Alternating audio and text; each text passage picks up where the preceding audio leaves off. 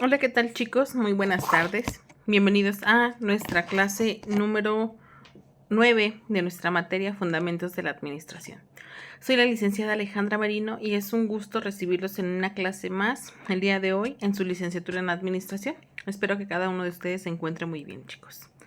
El día de hoy vamos a iniciar la clase viendo los temas y dando seguimiento a la unidad número 2 correspondiente a antecedentes de la administración.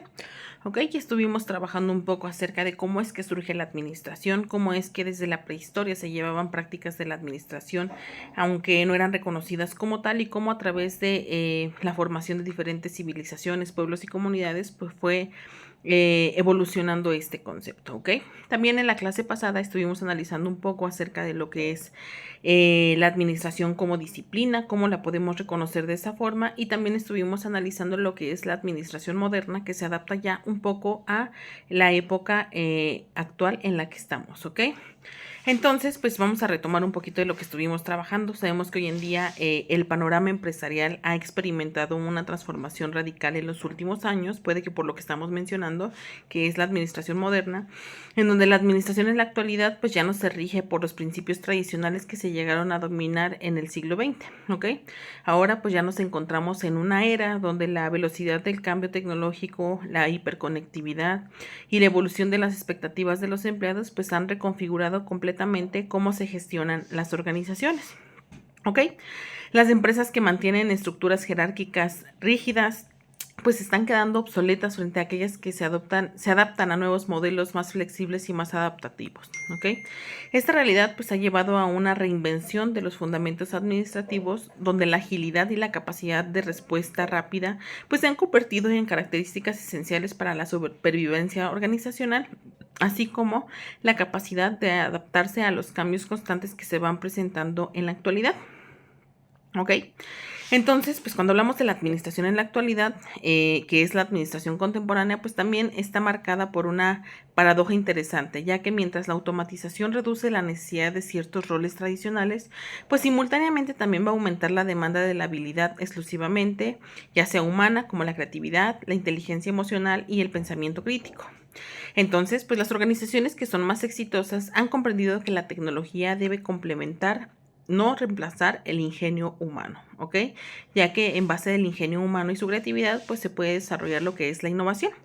Entonces, hablando de la gestión actual, pues se requiere de un equilibrio delicado entre la eficiencia operativa y la innovación continua. Y aquí los administradores pues deben de navegar en un mar de datos mientras mantienen una visión humana y una visión ética de su propósito organizacional. Y esta dualidad de estos conceptos que estamos manejando pues representa uno de los mayores desafíos para quienes lideran organizaciones en el presente. ¿Ok? El tema principal que vamos a estar trabajando en la clase del día de hoy, chicos, va a ser escuelas de la administración, que van a ser 3 que vamos a estar analizando, ¿ok? Pero es importante que conozcamos qué son estas escuelas de la administración, chicos. Las escuelas de la administración o escuelas administrativas van a ser distintos enfoques empíricos y teóricos que van a existir en torno a la administración, ¿ok? Cada uno de ellos pues va a poseer una manera específica de concebir y de aplicar las ciencias administrativas al mundo real, fruto generalmente de las reflexiones de sus fundadores, quienes tienden a ser psicólogos, ingenieros, economistas y claro está, administradores que de acuerdo a su perspectiva pues definen de un enfoque diferente de la administración de acuerdo a sus expectativas. ¿Ok? De hecho, pues no existe un consenso estricto respecto a la naturaleza de la administración o sus métodos ideales, por lo que las distintas escuelas pues cuentan con seguidores y con detractores, con puntos a favor y con puntos en contra. ¿Ok? Entonces, cuando hablamos de escuela de administración, pues hablamos de un conjunto de teorías y enfoques desarrollados por expertos que van a buscar mejorar y perfeccionar la práctica de la administración en las organizaciones desde diferentes puntos de vista, ¿ok? Para ello tenemos 3 puntos clave, chicos. Uno, existen múltiples teorías en la administración y cada una pues ofrece una perspectiva única para la gestión eficaz de las organizaciones. Punto número 2, las escuelas de la administración han sido fundamentales para evolucionar los principios y prácticas de la gestión. Y punto número 3, estas teorías pues van a ayudar a las organizaciones a adaptarse y a responder de manera más eficiente ante los desafíos del entorno. ¿Ok? Entonces, por ejemplo, chicos, imaginemos que la administración de empresas es como aprender a conducir. Hay diferentes formas que tenemos para hacerlo según tu auto, el terreno o incluso la cultura. Pues lo mismo pasa con las organizaciones, chicos, ya que a lo largo del tiempo, pues han aparecido distintas teorías que intentan responder a una misma pregunta. ¿Cuál es la mejor forma de gestionar una empresa? Entonces, pues cada escuela de la administración va a ser una respuesta diferente a una pregunta que vaya surgiendo, ¿ok? Y algunas se centraron en la eficiencia, otras en la estructura, otras en las personas y otras pues han dejado huella, ¿ok? Cada una de ellas pues tiene diferentes elementos que la hacen única y que describen a la administración de diferentes enfoques y todos son correctos, ¿ok? Cuando hablamos de escuelas de la administración, chicos, hablamos de que aportan distintos enfoques, de que hacen que la administración se perfeccione y sea mucho más eficiente, de que se forman con aportes y estudios de diferentes autores y que ayudan a las organizaciones a responder mejor ante el cambio. Entonces, chicos, con lo que estamos comentando ya sabemos que las escuelas de la administración pues son un conjunto de teorías y de enfoques que surgieron a lo largo del siglo XX y que han sido fundamentales para el desarrollo de la administración como disciplina, ¿ok? Estas escuelas entonces, chicos, buscan entender y explicar cómo se puede gestionar de manera eficiente las organizaciones, ya sean públicas o privadas, y se basan en diferentes enfoques y en diferentes perspectivas de acuerdo al autor, ¿ok? Entonces, pues ya sabemos que la administración, chicos, es una disciplina que se ha desarrollado a lo largo de los años y que ha evolucionado a través de diferentes corrientes de pensamiento. Y esas corrientes se pueden clasificar en diferentes escuelas de la administración y cada una posee diferentes teorías y diferentes enfoques, ¿ok? Entonces, hablemos de la primera escuela de la administración, que es la científica. ¿Qué es la escuela de administración científica, chicos? También conocida como la teoría científica de la administración y fue desarrollada por Frederick Winslow Taylor a principios del siglo XX, esa teoría se enfoca en la aplicación de métodos científicos para mejorar la eficiencia y la productividad de los procesos de trabajo, ¿ok? La escuela científica de la administración nació cuando los ingenieros e industriales comenzaron a interesarse en modelos administrativos que les permitieran mejorar la producción. Entonces, esta escuela pues aspiraba a estudiar la administración desde un punto de vista comprobable, desde un punto de vista objetivo, científico, que diera con sus reglas universales, tal y como ocurre con las ciencias exactas, ¿ok? La mayor parte de las veces pues implicaba dar con fórmulas para maximizar la producción y mejorar la eficiencia de los trabajadores. El fundador de esta corriente, chicos, fue el estadounidense Frederick Winslow Taylor, que vivió de los años 1856 al 1915, cuya obra escrita pues giró en torno a la organización científica del trabajo, en los libros como Shop Management de 1903 o Principios de Administración Científica de 1911. Y en dichas obras, pues Taylor revolucionó el concepto tradicional de gerencia, asignándole a los administradores una mayor cuota de responsabilidad dentro de la producción. Además de esto, por otro lado, pues Taylor también compartía ciertos prejuicios sociales en torno a la clase trabajadora que consideraba inherentemente perezosa. Entonces, por esta razón, pues él aspiraba a medir y controlar detalles como la cantidad de movimientos que un obrero debía hacer para mantener su producción al máximo, como si de robot se tratara, ¿ok? Quería tener un máximo control. Entonces, pues los críticos de la escuela científica señalaron con razón la rigidez de sus postulados y su aspiración propia de la época a entender el proceso de producción como un mero asunto de engranajes a controlar sin tomar en consideración los factores objetivos o psicológicos que formaban parte del trabajo o del trabajador en ese momento. Ahora sabemos que la administración científica, según Frederick Taylor, pues fue desarrollada mediante la observación sistemática de la investigación, el análisis y la producción de las operaciones. Y esta técnica específica, los estudios de tiempo, planificación y el control de la producción, y también la distribución de los equipos, la administración del personal, los incentivos salariales y la ingeniería humana, y todas centradas en la teoría, lo que ha sido pues de gran ayuda para la administración en la actualidad. El nombre de administración científica, chicos, se debe al intento de aplicar los métodos de la ciencia a los problemas de la administración, con el único fin de alcanzar pues la elevada eficiencia industrial. Y los principales métodos científicos aplicables a los problemas de la administración pues son la observación y la medición, ¿ok? ¿Cuáles son las características principales de la administración, de las escuelas de administración científica, chicos? 1. Salarios altos y bajos costos unitarios de producción. 2. Aplicar métodos científicos al problema global con el fin de formular principios y establecer procesos estandarizados. 3. Los empleados deben de ser dispuestos científicamente en servicios o puestos de trabajo donde los materiales y las condiciones laborales sean seleccionados con criterios científicos para que las normas sean cumplidas. 4. Los empleados deben de ser entrenados científicamente para perfeccionar sus aptitudes. 5. Deben de cultivarse una atmósfera cordial de cooperación entre la gerencia y los trabajadores. Y por último, 6. La racionalización del trabajo productivo pues debería de estar acompañada por una estructura general de la empresa que hiciese coherente la aplicación de sus principios. ¿Ok? Ahora bien, vamos a hablar de los principios de la administración científica de Taylor, que obviamente eran las bases de la Escuela de la Administración Científica, chicos. Tenemos el número 1, que es el principio de planeamiento. En este caso, sustituir en el trabajo el criterio individual del operario, la improvisación y la actuación empírico-práctica por los métodos basados en procedimientos científicos. Esto era sustituir la improvisación por la ciencia mediante la planeación de un método completamente estructurado. Número 2, el principio de preparación-planeación. En este caso consistía en seleccionar científicamente a los trabajadores de acuerdo con sus aptitudes y prepararlos, entrenarlos para que pudieran producir más y mejor, de acuerdo con el mejor puesto planeado. ¿Ok? Número 3, el principio de control. Aquí se basaba en controlar el trabajo para certificar que el mismo está siendo ejecutado de acuerdo con las normas establecidas y según con el plan previsto. Número 4, principio de la ejecución. Aquí consistía en distribuir distintamente las atribuciones y las responsabilidades para que la ejecución del trabajo fuera disciplinada. ¿Ok? Como todo, chicos, pues la Escuela de la Administración Científica tenía una serie de ventajas y desventajas. En este caso hablaremos de las principales ventajas que tenía.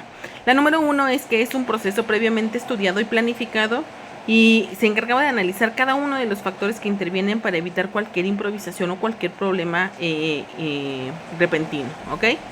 Número 2, existe una mayor especialización en cada área de la empresa, estableciendo divisiones del trabajo. Número 3, las actividades se ejercen como mayor eficiencia, aumentando así la productividad.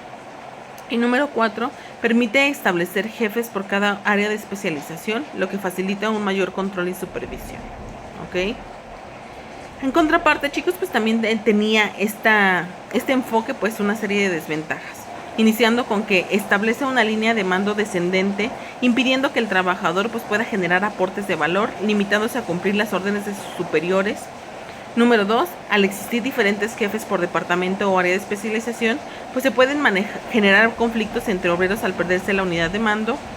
Y número 3, se da más importancia a la eficiencia individual que al trabajo grupal. ¿Ok? Digamos que este enfoque de la administración científica, chicos, era un enfoque muy controlado, en donde aplicaban la observación y los métodos como base para fundamentarse con la ciencia. ¿Ok? Seguimos con la segunda escuela de la administración más conocida, que es la escuela clásica. ¿Qué es, chicos? Esta escuela, también conocida como teoría clásica, fue iniciada por Henry Fayol, quien postula que la administración se llevó a cabo mediante diferentes etapas y principios como la división laboral, disciplina, unidad de dirección y mando, subordinación de bien común, centralización, autoridad, iniciativa, remuneración, equidad, espíritu de equipo, orden y estabilidad. En este caso, Fayol sostuvo que todo esto justifica su existencia por medio del logro de sus objetivos, que se dividen en planeación, dirección, organización y control, que es lo que conocemos en la actualidad como el proceso administrativo. Pero hace falta, chicos, que definamos con claridad qué es la escuela de la administración clásica. También es conocida como la escuela operacional o del proceso administrativo, y esta corriente considera que en todos los hechos administrativos, por diferentes que sean, pueden identificarse más o menos las mismas funciones y por lo tanto aplican ciertos criterios o principios universales, ¿ok? Por ende, la labor del administrador pues ha de ser la de identificación de dichas funciones y su adecuación a ciertos patrones ideales, por lo cual clasifica las funciones de la siguiente manera: funciones técnicas, comerciales y financieras, iniciando por las funciones técnicas, que tienen que ver directamente con la dinámica de producción de bienes. Seguimos con las funciones comerciales, que tienen que ver directamente con las operaciones de intercambio, compra, venta y cambio de productos. y las funciones financieras, que tienen que ver con la obtención y la aplicación de los recursos financieros y económicos. Continuamos con las funciones contables, que tienen que ver con los inventarios, balances y estadísticas de funcionamiento del sistema productivo. Seguimos con las funciones de seguridad, que tienen que ver con la protección de los bienes y las personas para preservar su utilidad de cara al proceso productivo. Y finalmente las funciones administrativas, que son entendidas como una mezcla de prever, organizar, controlar y coordinar todo en mano de los administradores. ¿Ok? ¿Quién es el fundador, chicos? Hablemos un poquito acerca de él. El fundador de esta escuela fue un francés llamado Henri Fayol, que vivió de los años 1841 al año 1925, y es razón por la cual pues a menudo se le conoce como fayolismo a este concepto de escuela de administración clásica. En su Administración Industrial y General de 1916, Fayol explica que la administración es tan antigua como la humanidad misma, y en eso pues sabemos que tiene razón, chicos. Y habla acerca de que la administración es tan antigua, pero que los desafíos y los desarrollos modernos obligan a pensarla desde un punto de vista mucho más técnico y especializado. Es así como Fayol pues creó el primer modelo de proceso administrativo, que sirvió de base para muchos otros nacidos posteriormente, en los cuales el número de funciones contempladas fue variando y cambiando de nombres, pero coincidieron siempre en que la función administrativa última es la de controlar. ¿Ok? Como lo platicamos en la Escuela de Administración Científica, también la Escuela de Administración Clásica tiene una serie de ventajas, como lo son su modelo administrativo, que puede ser aplicado a cualquier empresa u organización, los procesos que están diseñados para alcanzar de manera eficiente los objetivos y metas de la empresa, obviamente acorde a un plan establecido, y finalmente es idéntica y se adapta a los cambios durante el proceso que se tengan en la empresa. En contraparte tenemos las desventajas, que implican que requiere de una coordinación para no comprometer la continuidad de los procesos. También pues puede representar un costo elevado para la empresa, especialmente el de planificación, y de no ejecutarse correctamente pues puede llegar a generar una pérdida de recursos. Y por último pues requiere tiempo, ya que la gerencia debe de estudiar cada alternativa para asegurarse de que cada proceso sea realizado de manera eficiente durante un lapso de tiempo razonable. ¿Ok? Y por último, pues vamos a dar paso a la Escuela de Administración Conductista, que es otra de las más conocidas en la actualidad. ¿Qué es la Escuela de Administración Conductista? También es conocida como Escuela del Comportamiento Humano o Neo-Humano Relacionista, y trajo consigo un nuevo enfoque al estudio de la administración desde una perspectiva humana. ¿Ok? Es un enfoque muy diferente, aunque abordándola desde una perspectiva más amplia que las escuelas anteriores. ¿Ok? Algunos autores pues reaccionaron de forma negativa ante los resultados de la aplicación de Taylor en la sección científica y se enfocaron más en la importancia y el comportamiento humano. En este caso, los factores influyentes fueron la estimulación de la moral de los trabajadores y el reconocimiento de la parte gerencial. ¿Ok? Los fundadores principales, ¿quiénes fueron de esta escuela de administración conductista? Para ellos, este procedimiento es vital para diferenciar al hombre máquina de la ingeniería, ya que para ellos, pues, el hombre merece un trato digno y justo, ¿ok? Además de ser una necesidad que puede mejorar las relaciones humanas con solo aplicar las ciencias de la conducta en la administración.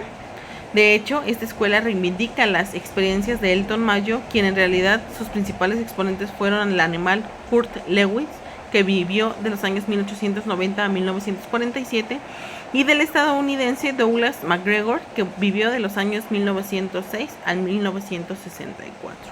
¿Ok? ¿En qué consistía su enfoque, chicos? Lewin fue uno de los pioneros de la psicología social experimental, de la psicología organizacional y de la psicología aplicada, y consideró uno de los 4 grandes de la psicología gestaltiana, chicos, alemana. ¿Ok? Su aporte a la escuela pues fue fundacional a través del estudio dinámico de pequeños grupos, en el que pues él destacó las virtudes de la integración y participación de los trabajadores en los procesos productivos. ¿Ok? Por su parte, entonces, McGregor publicó en 1960 su libro El aspecto humano de las empresas, en el que él proponía 2 enfoques diferentes de manejo personal con fines productivos.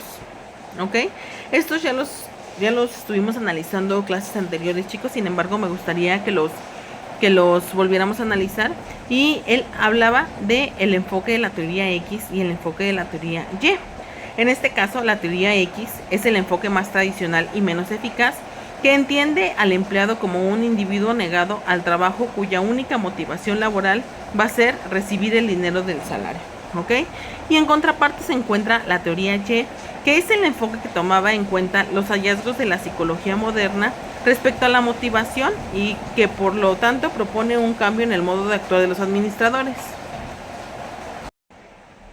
Entonces, chicos, pues ya considerando estos dos enfoques que son completamente diferentes, pero que cada uno tiene, digamos que, aspectos positivos que rescatar, pues podemos reconocer que McGregor propone que los administradores deben de buscar motivar a sus empleados, ¿ok? Tomando en cuenta los distintos peldaños de satisfacción de la famosa pirámide de Abraham Maslow, que es una pirámide que nos habla acerca de las principales necesidades que se va teniendo a lo largo de la vida del ser humano.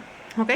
Así entonces, pues la mera satisfacción de los peldaños básicos de la pirámide pues supondrá un compromiso igual de básico de parte del empleado, mientras que mayores índices de satisfacción personal y autorrealización pues traerán consigo una motivación significativamente mayor por parte del trabajador.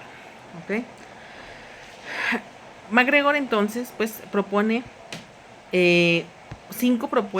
cuatro propuestas, chicos, que nos hacen entender el enfoque que él quería difundir de la administración.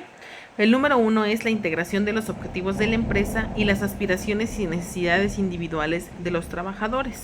Número 2, el incremento de la participación de los trabajadores en la toma de decisiones y la fijación de los objetivos. Y número 3, el desarrollo del autocontrol y la autogestión de los empleados en el cumplimiento de sus metas. Y por último, número 4, propiciar el compañerismo y la sensibilidad ante el grupo de trabajadores. ¿Ok?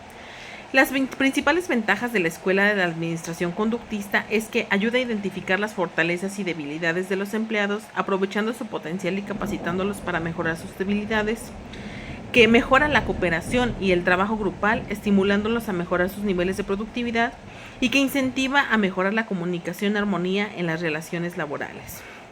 En contraparte tenemos las desventajas, que son la comunicación en la organización es informal, los trabajadores se ven en la espera de estímulos para realizar sus labores de manera óptima, y por último la productividad de la empresa es controlada por los trabajadores.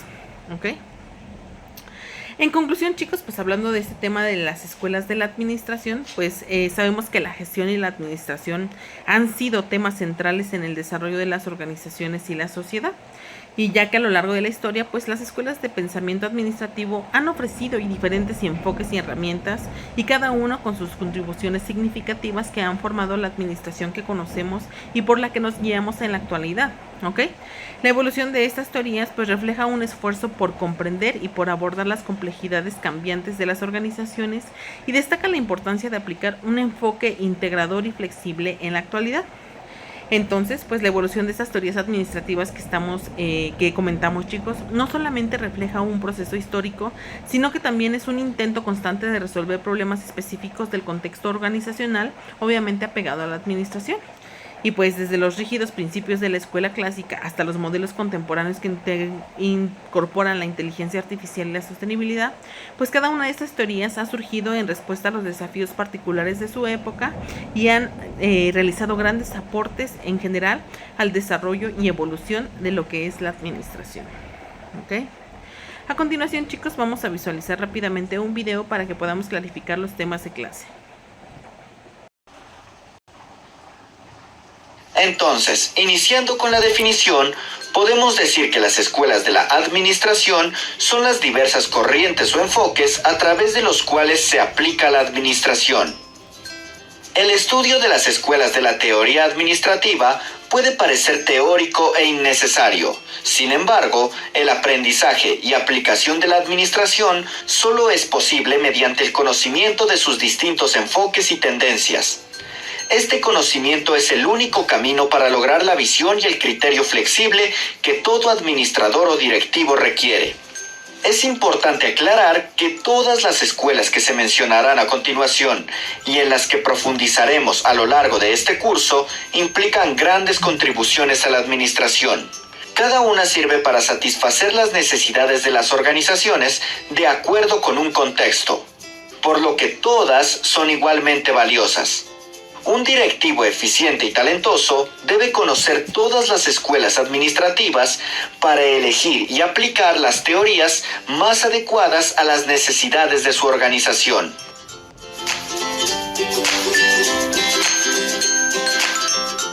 Ahora veremos una línea de tiempo en la cual conoceremos las escuelas de la administración más representativas que han existido y quiénes fueron sus principales representantes. Aquí veremos un resumen muy breve porque en los futuros videos de este curso profundizaremos más en cada una de estas escuelas para aprender todo lo que puedan enseñarnos. Algo que es importante mencionar sobre esta línea de tiempo es que veremos los aportes que se realizaron a la administración tanto en Occidente como en Oriente.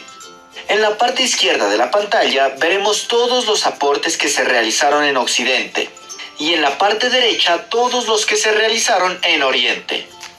Y comenzamos este viaje en el tiempo en el año 1900, en donde surge la Escuela de la Administración Científica, cuyos principales exponentes fueron Frederick Taylor, Charles Babbage, Henry Metcalfe y Lawrence Gantt.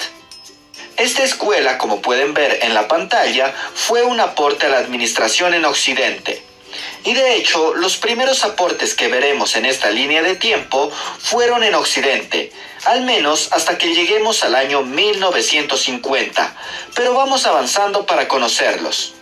Ahora saltamos al año 1920, en donde ya surge el proceso administrativo, cuyo exponente fue Henry Fayol. Después pasamos al año 1930, con la Escuela del Comportamiento Humano, también conocida como humano-relacionismo.